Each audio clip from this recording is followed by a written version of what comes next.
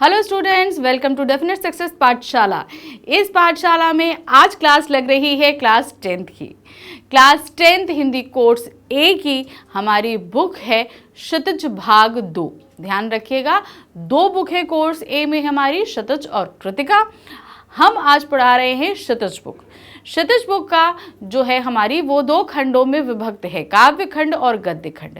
मगर बुक की शुरुआत हो रही है काव्य खंड से, इसलिए हमारा पहला चैप्टर है सूरदास जी के पद।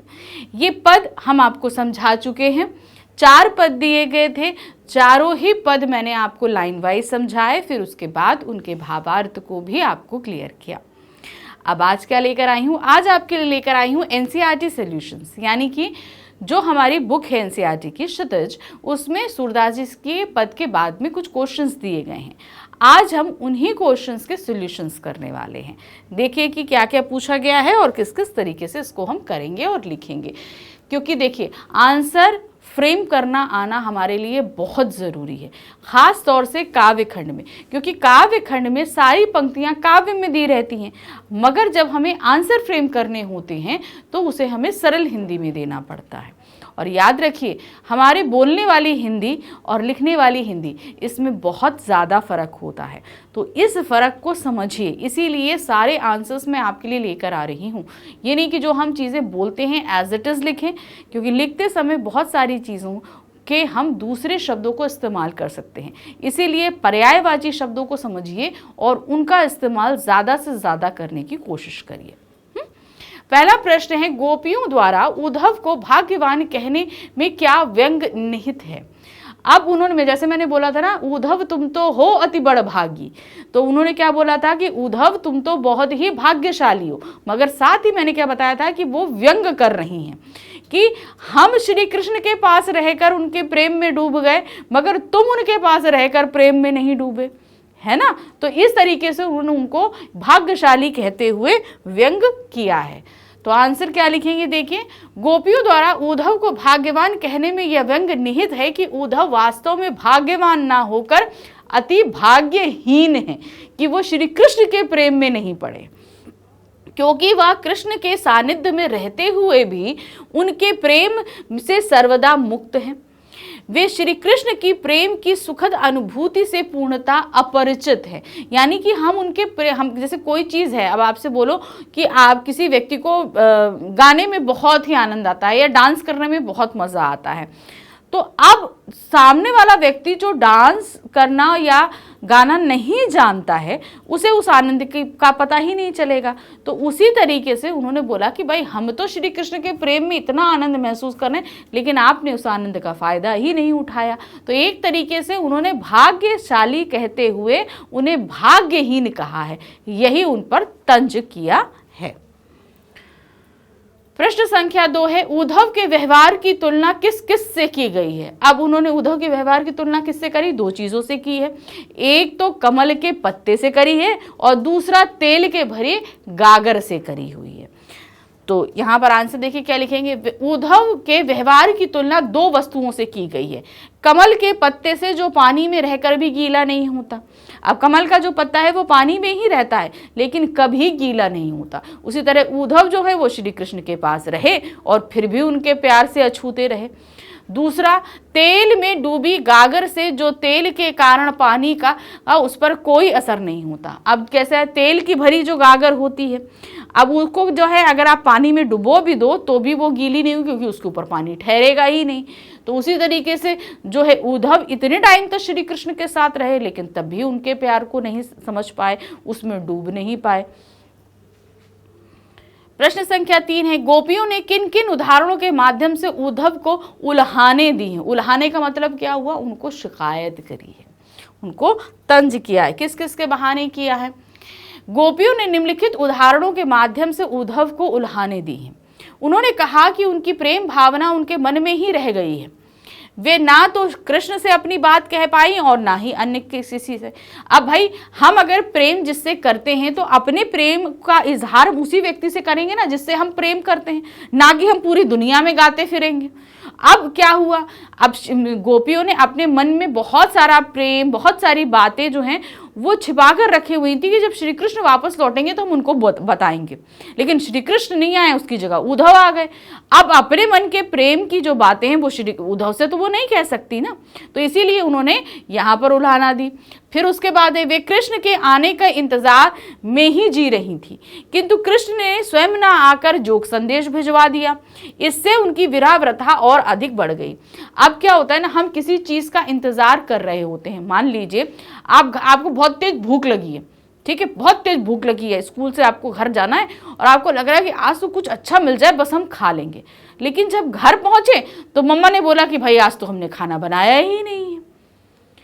तब क्या हुआ, तब आपकी भूख जो आपको लग रही थी वो और तेज बढ़ गई। हुआ ना यही, तो यही चीज क्या हुआ गोपियों के साथ हुई। गोपियों को क्या था कि भाई श्री कृष्ण आएंगे आएंगे आएंगे, इसलिए वो अपने सारे दुख तकलीफ को सहती जा रही थी। लेकिन उसके बदले क्या हुआ, उनको योग संदेश मिला, जिससे क्या हुआ, उनकी वो तकलीफ और ज्यादा बढ़ गई। तो ये दो चीजों की उन्होंने उल्हाना दी, अर्थात उन्होंने शिकायत करी ये चीज उद्धव से। फिर तीसरा, वे कृष्ण से रक्षा की गुहार लगाना चाह रही थी, वहां से प्रेम का संदेश चाह रही थी, परंतु वहीं से योग संदेश की धारा को आया देखकर उनका दिल टूट गया। अब उन्हें ये लग रहा था श्री कृष्ण की तरफ से हमको प्यार मिलेगा, इंतजार था, लेकिन क्या हुआ, योग संदेश मिला, जिसकी वजह से उनको बहुत ज्यादा तकलीफ हुई। भाई प्यार के बदले में प्यार ना मिले, कोई आपको डांट दे, फटकार दे तो गुस्सा आएगा ना, वही चीज हुआ। श्री कृष्ण खुद नहीं आकर उन्होंने योग संदेश भिजा दिया, तो ये भी उनके लिए तकलीफ का कारण रहा। नेक्स्ट है, वे कृष्ण से अपेक्षा करती थी कि वे उनके प्रेम की मर्यादा को रखेंगे, वो उनके प्रेम का बदला प्रेम से देंगे, किंतु उन्होंने योग संदेश भेजकर प्रेम की मर्यादा को तोड़ दिया। अब प्रेम की अपनी एक मर्यादा होती है। जब दो लोग आपस में प्रेम करते हैं तो जब हम प्रेम दे रहे हैं तो उसकी बदले हम प्रेम की ही अपेक्षा करते हैं कि नहीं हमको भी प्रेम ही मिलेगा। लेकिन जब हम किसी को प्रेम दें और उसकी तरफ से हमको प्रेम ना मिले तो क्या होगा, तो हमें अच्छा लगेगा, बिल्कुल नहीं लगेगा। तो वही यहाँ पर गोपियों के साथ हुआ। गोपियों को लगा कि भाई हम इतना प्रेम करते हैं तो श्री कृष्ण ने हमसे वादा किया था कि वो लौट कर आएंगे हमारे प्रेम के लिए, लेकिन वो नहीं आए, उसके बदले उन्होंने योग का संदेश भेज दिया। तो इस चीज से भी वो काफी उनका दिल टूट गया। प्रश्न संख्या 4 है, उद्धव द्वारा दिए गए योग के संदेश से गोपियों की विरह अग्नि में घी का काम कैसे किया। अब आग, जैसे अगर कहीं पर आग लगी है, उस आग, जैसे आप लोग हवन वगैरह आपने देखा होगा, तो आग बुझने लगती है तो पंडित जी घी डाल देते हैं तो वो आग बहुत तेज हो जाती है ना। तो इसी को कहते हैं क्या, आग में घी डालना, अर्थात आग को और ज्यादा भड़काना। ये मुहावरा भी है, सभी जानते हैं। अब गोपियां क्या थी, वो विरह में तड़प रही थी कि अब वो विरह अग्नि कैसे शांत हो सकती। विरह मतलब क्या होता है, जुदाई। अब वो विरहाग्नि कैसे शांत होगी, जिससे हम प्रेम करते हैं वो आ जाए तो हमारी विरहाग्नि शांत हो जाएगी। लेकिन वो जो अग्नि जल रही है, जो तकलीफ हो रही है उसके ना आने से, वो ना आके उसके बदले में बोले कि भैया हम नहीं आ रहे, ना हमारा प्रेम मिलेगा, तुम उसके बदले में जो है योग साधना करो बैठ के, तो क्या होगा, और तकलीफ बढ़ेगी। भाई हमें प्रेम के बदले प्रेम चाहिए, ना कि योग साधना चाहिए। तो क्या हुआ, योग कैसे बना, उन्होंने योग संदेश देकर आग में, विरह अग्नि में घी डालने का काम किया। श्री कृष्ण के मथुरा चले जाने पे गोपियां पहले से विरह अग्नि में जल रही थी। उनकी विरह वेदना केवल कृष्ण को अपने समक्ष देखकर ही शांत हो सकती थी। वो अग्नि कैसे शांत हो सकती, अगर श्री कृष्ण आ जाते तो वो शांत हो जाती। वे श्री कृष्ण के प्रेम संदेश और उनके आने की प्रतीक्षा कर रही थी। ऐसे में श्री कृष्ण ने उन्हें योग साधना का संदेश भेज दिया, जिससे उनके मन की विरह वेदना कम होने की बजाय और बढ़ गई। भाई श्री कृष्ण आते तो कम हो जाती, एकदम शांति हो जाती, लेकिन यहाँ तो योग संदेश देकर कम होने के बाद वो तो और बढ़ गई। इस तरह उद्धव द्वारा दिए गए योग के संदेशों से गोपियों की विरह अग्नि में घी का काम किया। प्रश्न संख्या 5 है, मर्यादा ना लंघी के माध्यम से कौन सी मर्यादा ना रहने की बात की जा रही है। यानी कि अभी तक अपने प्रेम को अपने पास रखी गई, हमने अपनी तकलीफ किसी को नहीं बताई, अपनी एक स्त्री होने की मर्यादा, अपने प्रेम की मर्यादा को हमने बचा कर रखा। लेकिन अब श्री कृष्ण ही नहीं आए तो अब वो क्या हुआ, वो मर्यादा लांघने की बात आ गई। प्रेम की यही मर्यादा है कि प्रेमी और प्रेमिका दोनों प्रेम को निभाएं। वे प्रेम की सच्ची भावना को समझें और उनकी मर्यादा की रक्षा करें। परंतु कृष्ण ने गोपियों से प्रेम निभाने की बजाय उनके लिए नीरस योग संदेश भेज दिया, जो कि एक छलावा था, भटकाव था। इसी छल को गोपियों ने मर्यादा का उल्लंघन कहा। भाई प्रेम के बदले प्रेम ना भेजकर आपने योग भेज दिया। अब वो तो ये आपके मन के भटकाने का मतलब, ठीक है, जैसे होता है ना कि भाई हमारी उंगली में चोट लग गई है ना, हमारी उंगली में चोट लगी, हमको बहुत तेज दर्द हो रहा है, बहुत तेज दर्द हो रहा है हमको, तो अब हमारा ध्यान वहीं पर ही है। अब उन्होंने क्या बोला कि भाई तुम अपना ध्यान यहाँ ना लगा के, मम्मा ने क्या टीवी चला दिया या हाथ में मोबाइल दे दिया कि तुम मोबाइल देखो, तो तुम्हारा ध्यान सारा कहाँ चला गया, मोबाइल में चला गया या टीवी में चला गया, तो वो दर्द क्या हुआ तुम्हारा, तुमको महसूस नहीं हो रहा है। तो वही चीज़ इन्होंने भटकाव के लिए बोला कि भाई प्रेम को तो हम कम नहीं कर सकते, हम जाके उनके प्रेम को नहीं बांट सकते, तो उनके लिए हम दूसरा रास्ता दिखा देते हैं कि भैया तुम योग ले लो, तुम योग में करोगे तो तुम्हारा ध्यान प्रेम पर नहीं रहेगा, तुम योग में रहोगे तो तुम्हारी तकलीफ कम होगी। तो वही चीज़ उन्होंने बोला कि भाई हमें प्रेम के बदले प्रेम चाहिए, वो तो मर्यादा आपने हमको दी ही नहीं, इसलिए उन्होंने मर्यादा उल्लंघन का बात कही है। प्रश्न संख्या 6 है, कृष्ण के प्रति अपने अनन्य प्रेम को गोपियों ने किस प्रकार अभिव्यक्त किया है? किस तरीके से उन्होंने अपने प्रेम को बताया है कि हम श्री कृष्ण से किस प्रकार प्रेम करते हैं? तो उन्होंने कई तरीके बताए। गुड़ में चिपकी चींटी के हिसाब से बताया, हारिल पक्षी के समान बताया, है ना। तो क्या गोपियों ने कृष्ण के प्रति अपने अनन्य भक्ति की अभिव्यक्ति निम्नलिखित रूपों में करी है। वे अपनी स्थिति गुड़ में चिपटी चींटियों जैसी पाती हैं, जो किसी भी दशा में कृष्ण के प्रेम से दूर नहीं रह सकती। जैसे गुड़ में जो है ना चींटी चिपक जाती है और चाहकर भी अपने आप को छुड़ा नहीं पाती और उसी में चिपके चिपके वो अपने प्राण को त्याग देती है, तो गोपियाँ भी उसी प्रकार से चींटियाँ हैं और वो गुड़ जो है वो श्री कृष्ण का प्रेम है, वो उसी में चिपक गई हैं, अपने आप को छुड़ा नहीं सकती हैं। दूसरा, वे श्री कृष्ण को हारिल की लकड़ी के समान मानती है। हारिल पक्षी जो है अपना एकमात्र सहारा लकड़ी को मांगता है, उसी तरीके से वो क्या कह रहे हैं, उस लकड़ी को श्री कृष्ण बताया और अपने आप को हारिल पक्षी बताया। गोपियों के लिए भी उनके जीवन का एकमात्र सहारा श्री कृष्ण का प्रेम ही है। वे श्री कृष्ण के प्रति मन कर्म वचन से समर्पित हैं, ये चीज़ उन्होंने बताई। वो पूरा मन, अपना कर्म, वचन सब कुछ श्री कृष्ण को सौंप चुकी हैं। वे सोते जागते दिन रात कृष्ण का जाप करती हैं। सोते जागते सपने में दिन रात हमेशा श्री कृष्ण ही रटती रहती हैं। उन्हें कृष्ण के प्रेम के आगे योग संदेश कड़वी ककड़ी के जैसा लगता है। अब योग संदेश तो कहते हैं ना, लोगों की हेल्थ के लिए बहुत अच्छा होता है, उनके मन के लिए बहुत अच्छा होता है, लेकिन जो व्यक्ति प्रेम में डूबा है उसके लिए वो एक कड़वी ककड़ी के समान है। जैसे हमारा मुंह में बहुत अच्छा खीर का स्वाद है या बहुत अच्छी मीठी चीज़ का स्वाद है और उस पर हम कड़वी ककड़ी खा लें, उसी तरीके से ये गोपियों को पता लग रहा है कि वो बहुत कड़वा है, ककड़ी जो है वो बहुत कड़वी है। प्रश्न संख्या 7 है, गोपियों ने उद्धव से योग की शिक्षा कैसे लोगों को देने की बात कही है।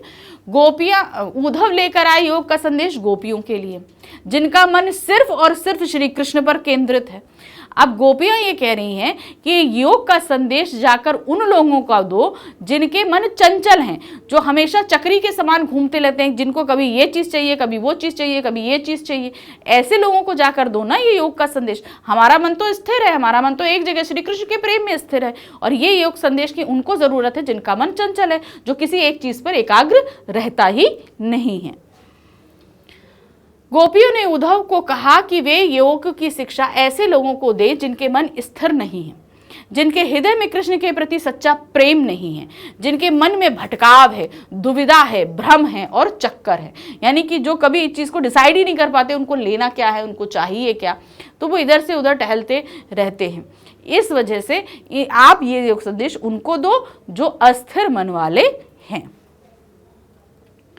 प्रश्न संख्या 8 है, प्रस्तुत पदों के आधार पर गोपियों का योग साधना के प्रति दृष्टिकोण स्पष्ट करें। उन्हें योग साधना बिल्कुल भी पसंद नहीं आई। वो उद्धव से इसी चीज़ को लेकर जो है वो लड़ी हुई हैं, भ्रमर गीत गा रही हैं।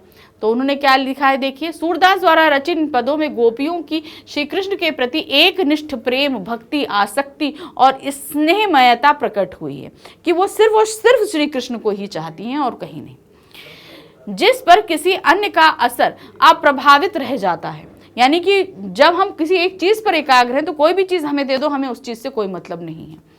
गोपियों पर श्री कृष्ण के प्रेम का ऐसा रंग चढ़ा कि खुद श्री कृष्ण का भेजा योग संदेश कड़वी ककड़ी और रोग व्याधि के समान लगा, जिसे वे किसी भी दशा में अपनाने को तैयार नहीं है, कि उनको बिल्कुल भी हमको ये चाहिए ही नहीं, हमें ये एक्सेप्ट ही नहीं करना है, वो बिल्कुल उसको लेना नहीं चाहती हैं। प्रश्न संख्या 9 है, गोपियों के अनुसार राजा का धर्म क्या होना चाहिए? राजा का धर्म क्या होता है? प्रजा को अन्याय से बचाना, किसी भी तरीके से प्रजा के साथ अन्याय ना हो, ये राजा का धर्म है गोपियों के अनुसार। गोपियों अनुसार राजा का धर्म होना चाहिए कि वह प्रजा को अन्याय से बचाए, उन्हें सताए जाने से रोके, यानी कि किसी भी तरीके से कुछ भी प्रजा के साथ गलत नहीं होना चाहिए, वो इस कोशिश में रहती हैं। प्रश्न संख्या 10 है, गोपियों को कृष्ण में ऐसे कौन से परिवर्तन दिखाई दिए जिनके कारण वे अपना मन वापस पा लेने की बात कहती हैं? क्योंकि उन्होंने राजनीति पढ़ ली, बहुत सारे ग्रंथों को पढ़ लिया, पहले से चतुर थे, अब तो और ज्यादा चतुर हो गए। अब कहते ना, जो बहुत ज्यादा चतुर हो जाए, पढ़ लिख जाए, तो वो मन की भावनाओं को नहीं समझता। तो ऐसे कई रीजन उन्होंने इसमें दिए हैं। गोपियों को कृष्ण में ऐसे अनेक परिवर्तन दिखाई दिए जिनके कारण वे अपना मन श्री कृष्ण से वापस पाना चाहती हैं। श्री कृष्ण ने अब राजनीति पढ़ लिया है, जिसे उनके व्यवहार में छल कपट आ गया है, यानी कि किसमें फायदा है, किसमें नुकसान है, क्या सारी चीजें उनके मन में आ गई हैं। श्री कृष्ण को अब प्रेम की मर्यादा पालन का ध्यान नहीं रह गया है, कि प्रेम की जो मर्यादा है, प्रेम की मर्यादा क्या होती है? प्रेम के बदले प्रेम दो, लेकिन वो मर्यादा का उनको अब भान नहीं रह गया है। श्री कृष्ण अब राजधर्म भूलते जा रहे हैं। राजधर्म क्या है? कि जनता, प्रजा किसी तरीके से सताई ना जाए, तो वो राजधर्म वो भूल गए हैं। दूसरों के अत्याचार छुड़ाने वाले श्री कृष्ण अब स्वयं अनीति पर उतर आए हैं।